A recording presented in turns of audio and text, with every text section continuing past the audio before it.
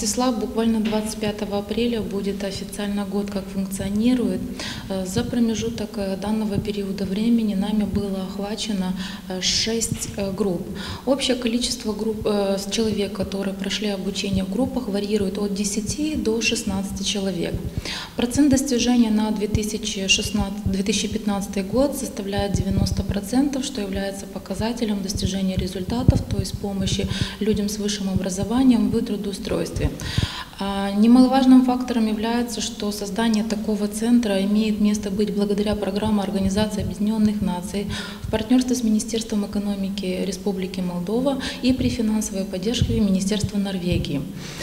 Концепция СИСЛАБа состоит в том, что мы в течение 3 недель обучаем людей с высшим образованием определенной методологии, разработанной доктором экономических наук господином Янсом Йоханссоном, который, в свою очередь, помогает людям с высшим образованием быстрее найти рабочее место, выделять свои преимущества, показывать их. И, соответственно, когда человек еще раз оценивает свои «за», ему легче потом проходить собеседование, интервьюирование.